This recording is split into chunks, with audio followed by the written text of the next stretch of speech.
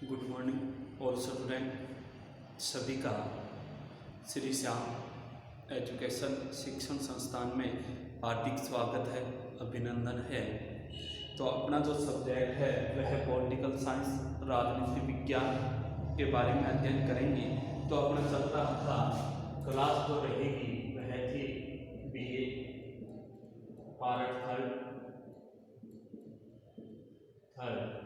बात करें कि जो पॉइंट चल रहा था वह चल रहा था दक्षिण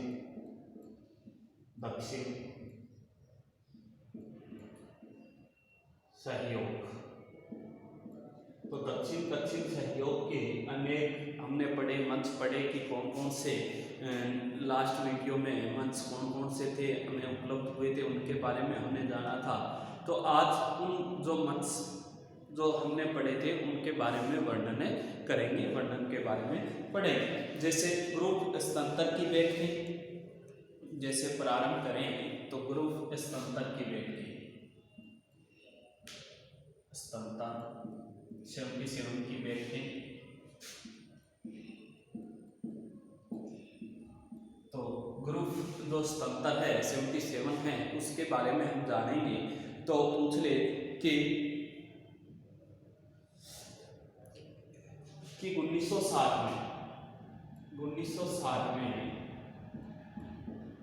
1960 की बात करें कि 1960 के अंदर संयुक्त राष्ट्र संघ में नए सदस्यों में अफ्रीकी सदस्यों की संख्या काफी थी। कि 1960 में जो संयुक्त राष्ट्र संघ की बात करें तो बना हुआ है संयुक्त राष्ट्र संघ। उस संयुक्त राष्ट्र संघ में जो नवीन जो देश आजाद हुए थे, जैसे अफ्रीकी जो देश थे, उन अफ्रीकी देशों की संख्या क्या थी? ज्यादा थी।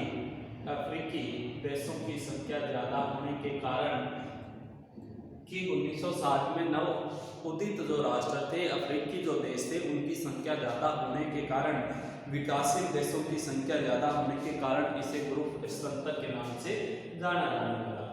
ग्रुप 77 के नाम से पहचाना गया कि 1960 में अफ्रीकी देशों की संख्या संयुक्त राष्ट्र संघ में ज्यादा होने के कारण इसका नाम पड़ गया ग्रुप 77 नाम पड़ गया। बात करें इस समुदाय की स्थापना बाद में जो 77 है, इस 77 की स्थापना 1964 में होती है। कि 1960 में तो इनकी संख्या होती है, इसे ग्रुप 77 के नाम से जाना जाता है, लेकिन इसकी वास्तविक जो स्थापना है वो 1964 में हुई थी। वर्तमान में पूछ ले कि 77 में सदस्य संख्या कितनी है? वर्तमान में 135 देश हैं। इसमें कितने देश सम्मिलित हैं? 77 में 135 देश सम्मिलित हैं। किस ग्रुप 77 में 135 देशों को सम्मिलित किया गया है, जोड़ा गया है। उसके बाद भी इसे 135 ग्रुप 135 के नाम से नहीं, 77 के नाम से ही जाना जाता है। कि 135 देशों की संख्या होने के बाद भी इसका जो नाम है वो 77 रहा है, 77 के नाम से जाना गया। ये सभी इसके ये 135 देश अधिकांश तीसरी दुनिया के देश हैं। तीसरी दुनिया के देश कि इसमें अधिकांश जो देश हैं सम्मिलित हैं वो किस दुनिया के देश हैं? अधिकांशतः बात करें तीसरी दुनिया के देश ग्रुप 77 में सम्मिलित हैं। कहने का मतलब ये है कि ये है अविकसित देश हैं, अविकसित देश कि अविकसित देश हैं 135 के देश अधिकांश बात करें। और ये क्या चाहते हैं भाई? परिवर्तन चाहेंगे। जाहिर सी बात है कि अविकसित देश हैं वो क्या चाहेंगे? परिवर्तन चाहेंगे। संयुक्त राष्ट्र संघ के माध्यम से विश्व अर्थव्यवस्था में क्या चाहते हैं? परिवर्तन चाहते हैं, बदलाव चाहते हैं। इसका एक आपसे पूछ ले, ग्रुप 77 का एक लघु अंश भी है, लघु भाग भी है, जिसे ग्रुप 24 के नाम से जाना जाता है।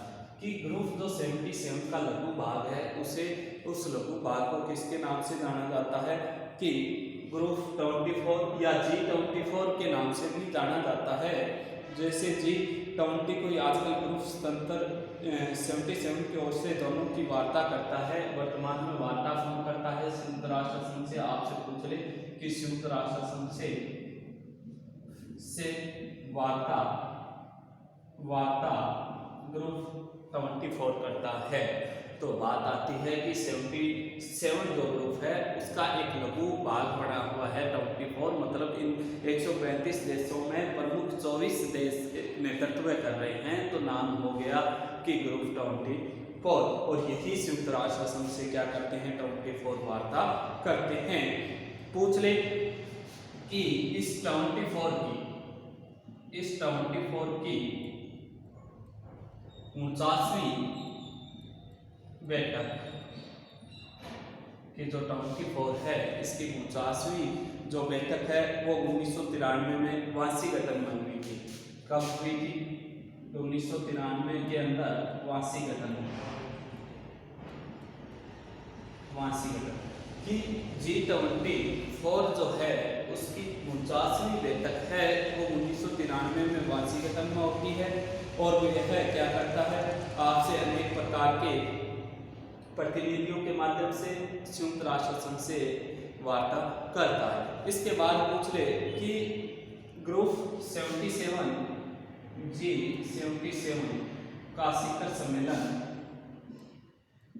सम्मेलन 135 देशों का सम्मेलन की बात चल रही है। 135 देशों का जो सम्मेलन है वह 15 अप्रैल 2000 को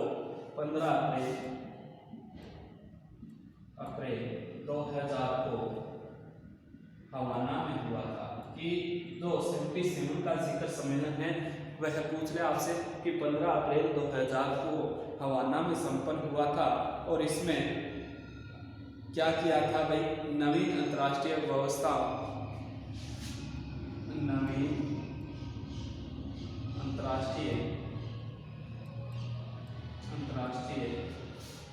व्यवस्थाओं का उल्लेख किया था।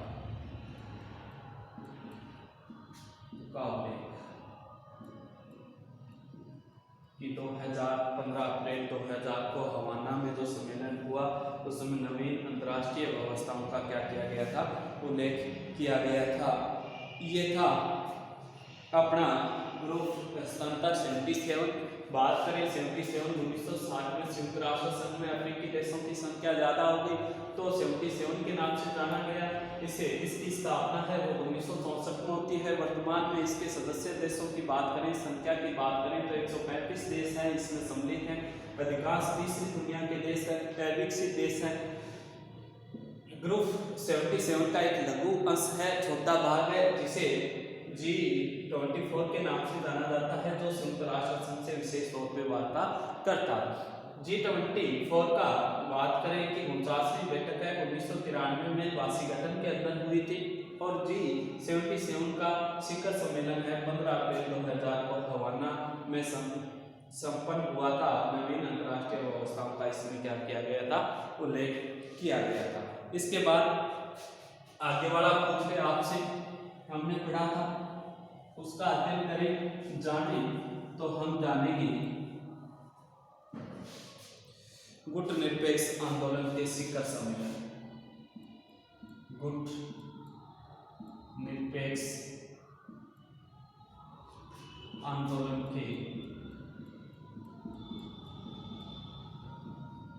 के शिखर सम्मेलन।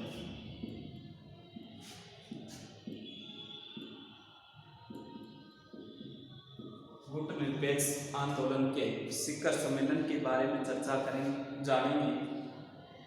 पूछ ले कि इसमें अधिकांश तीसरी दुनिया के देश सम्मिलित हैं।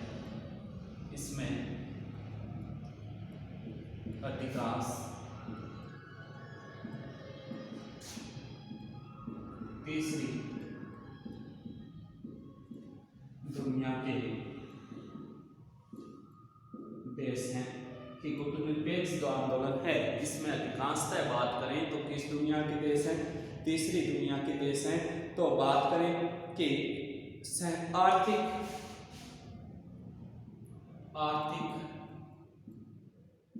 क्षेत्र में वृद्धि के लिए सम्मेलनों का आयोजन किया गया।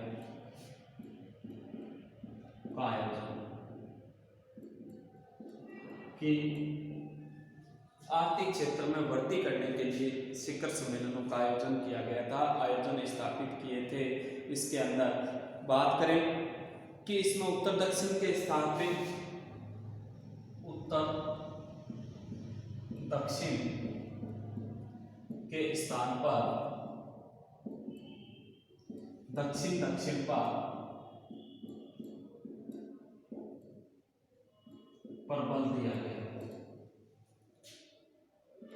बल दिया गया कि उत्तर दक्षिण जो विकासशील और विकसित राष्ट्रों के मध्य जो वार्ता है उसको छोड़कर दक्षिण दक्षिण जो देश हैं उनकी वार्ता पे ज्यादा ध्यान दिया गया, बल दिया गया। बात करें कि 1989 में बेलग्रेड शिखर सम्मेलन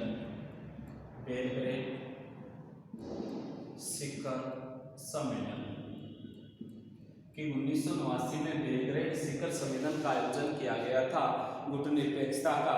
इस सम्मेलन में भारत के राष्ट्रपति ने भारत के प्रधानमंत्री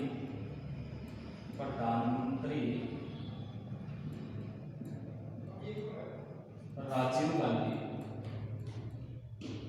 कि 1989 के बेलग्रेड सम्मेलन में भारत के प्रधानमंत्री राजीव गांधी ने दक्षिण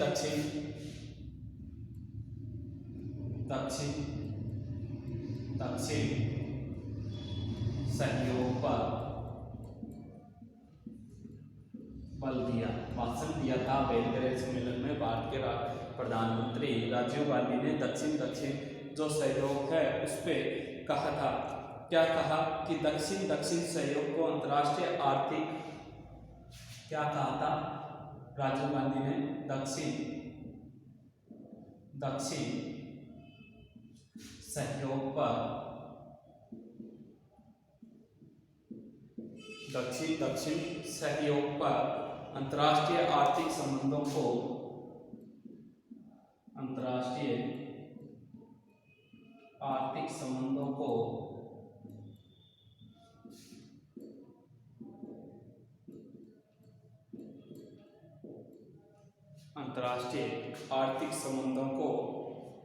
वर्तमान संबंधों की अपेक्षा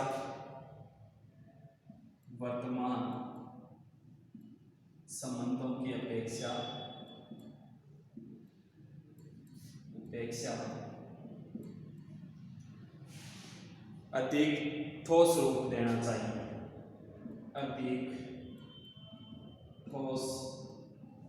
देना चाहिए,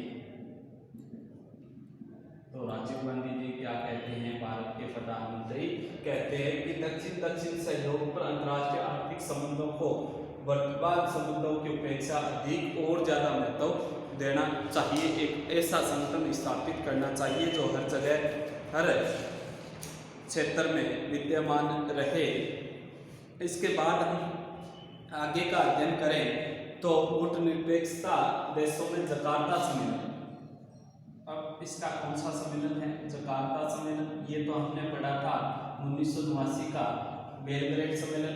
जकार्ता जो सम्मेलन है वो 1992 में होता है। 1900 गुटनिरपेक्षता का जकार्ता जो सम्मेलन है वह कब आयोजित किया गया था, 1992 में किया गया था। और इसमें विकासशील देशों के मध्य सहयोग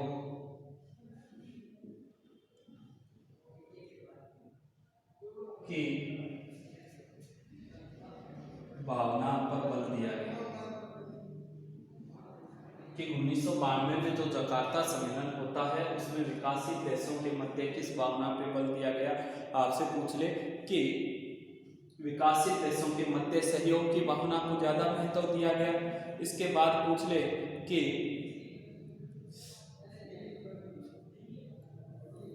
कार्टागेना सम्मेलन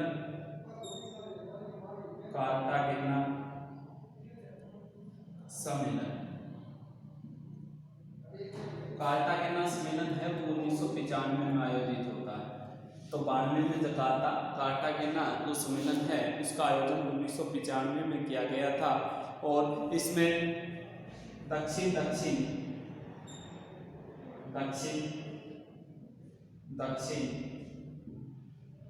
संबंधों पर बल दिया गया।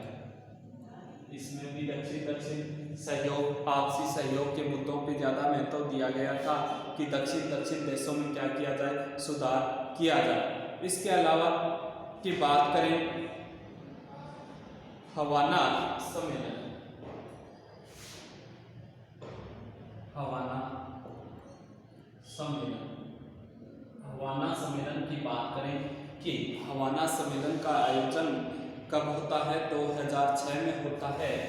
2006 में कि हवाना सम्मेलन का आयोजन 2006 में संपन्न किया गया था। इसमें दक्षिण दक्षिण दक्षिण दक्षिण सहयोग में आर्थिक क्षेत्र को महत्व दिया गया। आर्थिक क्षेत्र को महत्व कि 2006 में हवाना सम्मेलन होता है गुटनिरपेक्षता का, उसमें भी दक्षिण दक्षिण की बात करें तो उसमें आर्थिक क्षेत्र को ज़्यादा महत्व दिया गया था, बल दिया गया था। उसके बाद पूछ ले आपसे कि मिस्र सम्मेलन, मिस्र सम्मेलन, मिस्र सम्मेलन की बात करें तो मिस्र सम्मेलन शर्म अल शेख में संपन्न हुआ था। शर्म अल शेख कि मिस्र देश में शर्म अल शेख जो शहर है उसमें यह सम्मेलन संपन्न किया गया था। पूछ ले कि 2009 की बात करें कि गुटनिरपेक्षता का जो सम्मेलन हुआ था उसमें क्या कहा था, अभी वर्तमान आर्थिक व वित्तीय संकट क्या होता था, वर्तमान में आर्थिक व वित्तीय संकट, वर्तमान में आर्थिक व वित्तीय संकट पे बल दिया गया।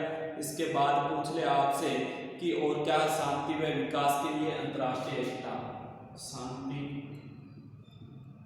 व विकास के लिए एकता। तो बात करें कि गुटनिरपेक्ष सम्मेलनों की बात चल रही है अपनी गुटनिरपेक्षता आंदोलन के शिखर सम्मेलनों की। इसमें अधिकांश तीसरी दुनिया के देश सम्मिलित हैं गुटनिरपेक्षता में। इसका मतलब होता है कि हम किसी भी दल, किसी भी गुट या किसी भी संगठन के साथ नहीं जुड़ेंगे, हम अपना अलग से गुटे रखेंगे। आर्थिक क्षेत्र की वृद्धि के लिए ये सम्मेलनों का आयोजन किया गया था। ज़्यादा से ज़्यादा दक्षिणी क्षेत्रों का विकास हो, दक्षिणी देशों का विकास हो, विकासशील देशों का विकास हो या अलग विकसित देशों का विकास हो, उन पे ज़्यादा महत्व दिया गया था।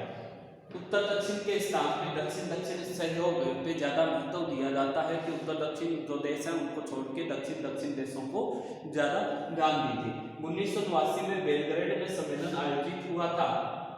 भारत के प्रधानमंत्री राजीव गांधी हिस्सा लेते हैं तो उन्होंने क्या कहा था, भाषण दिया था, कहा था दक्षिण दक्षिण सहयोग, जो विकासशील जो देश हैं उन विकासशील देशों में अंतर्राष्ट्रीय आर्थिक संबंधों को वर्तमान संबंधों की बजाय ज़्यादा ठोस रूप प्रदान करना है, आर्थिक क्षेत्रों में वृद्धि करनी है। इसके बाद जकार्ता सम्मेलन हुआ था 1992 में। विकासशील देशों के मध्य सहयोग की भावना पर बल देना कि जकार्ता जो सम्मेलन है वो क्या कहता है कि विकासशील जो देश है उनके मध्य और ज़्यादा संबंध बढ़ाना।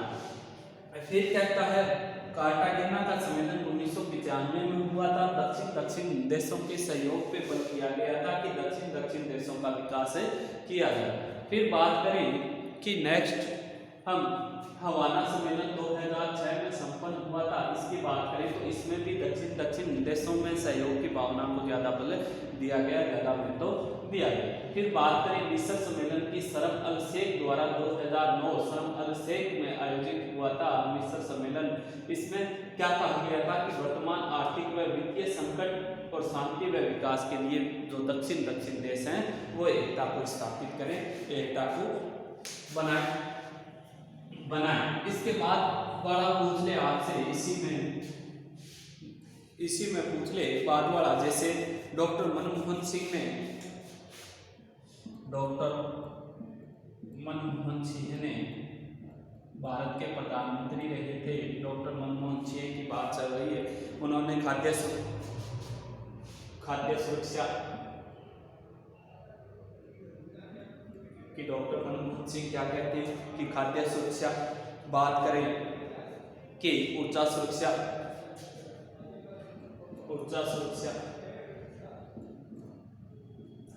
जलवायु परिवर्तन,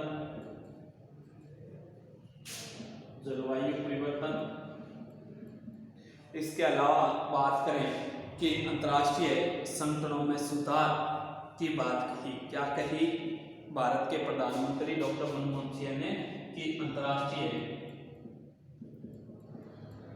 संगठनों में सुधार। तो भारत के मनमोहन सिंह जी कहते हैं कि खाद्य सुरक्षा में सुधार हो, ऊर्जा सुरक्षा में सुधार हो, जलवायु परिवर्तन में सुधार हो, अंतर्राष्ट्रीय संगठनों में क्या हो, सुधार हो। इसके बाद जैसे बात करें कि तेहरान सम्मेलन 2016 में आयोजित हुआ था। तेहरान सम्मेलन की बात करें तो तेहरान सम्मेलन 2012 में आयोजित हुआ था। तो 12 वाले की बात करें कि 2012 में जो तेहरान सम्मेलन था, इसमें परमाणु युद्ध की आशंका को लेकर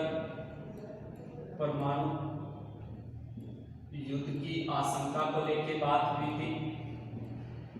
जाहिर की थी कि विकासशील देश हैं वह परमाणु युद्ध के शिकार हो सकते हैं।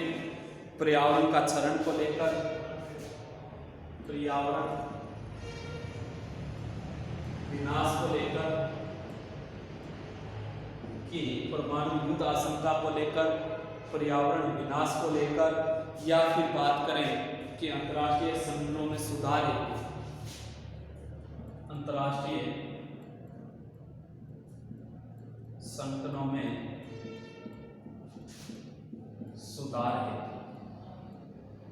वार्तालाप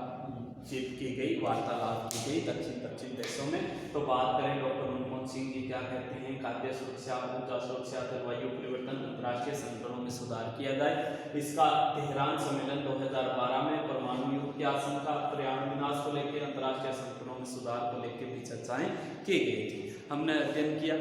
नेक्स्ट जो मंच है, इसके जो सम्मेलन हैं, आयोजन जो हुआ, वो नेक्स्ट वीडियो में अध्ययन करेंगे।